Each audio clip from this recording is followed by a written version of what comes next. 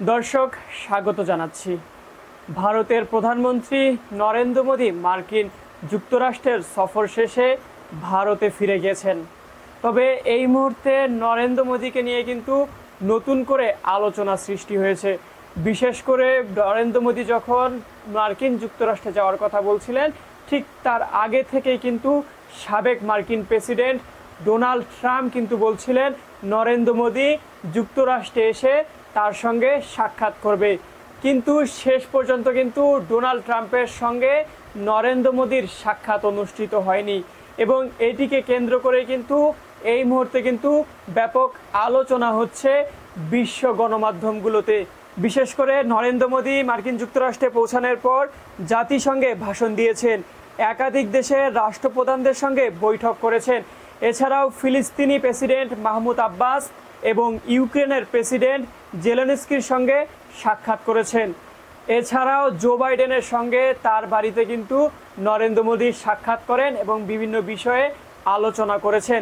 এছাড়াও যুক্তরাষ্ট্রে বসবাসরত ভারতীয়দের একটি অনুষ্ঠান ছিল, সেখানেও কিন্তু অংশগ্রহণ করেন নরেন্দ্র মোদী। দর্শক, আমরা যে বিষয়টি জানি, দীর্ঘদিন ধরে কিন্তু ডোনাল্ড ট্রাম্পের সঙ্গে নরেন্দ্র মোদীর একটি বন্ধুত্বপূর্ণ সম্পর্ক রয়েছে এবং সেই সম্পর্কের ধারাবাহিকতায় 2019 সালে নরেন্দ্র মোদী যখন মার্কিন যুক্তরাষ্ট্র সফর করেন, তিনি কিন্তু সে সময় ডোনাল্ড ট্রাম্পের পক্ষে তার নির্বাচনী প্রচারণা চালান। এছাড়াও 2020 সালে ডোনাল্ড ট্রাম্প যখন ভারতে যায়, তখন কিন্তু আহমেদাবাদে ডোনাল্ড ট্রাম্পকে সংবর্ধনা দেওয়ার জন্য প্রায় লক্ষাধিক মানুষের জমায়েত করেছিলেন নরেন্দ্র মোদী।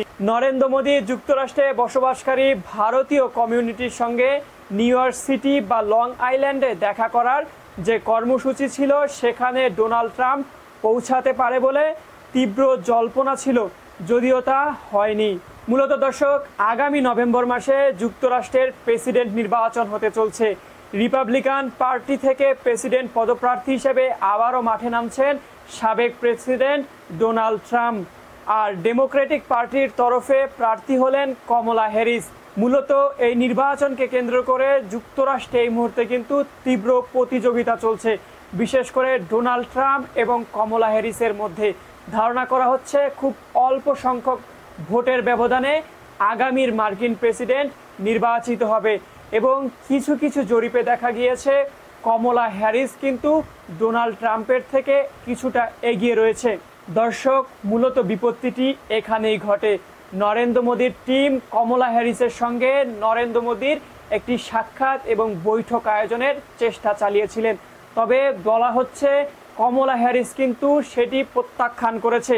এই মুহূর্তে নরেন্দ্র মোদীর সঙ্গে তিনি বৈঠক করতে অপারগতা জানিয়েছেন এবং যার কারণেই কিন্তু নরেন্দ্র মোদী ডোনাল্ড ট্রাম্পের সঙ্গে সাক্ষাৎ করেনি।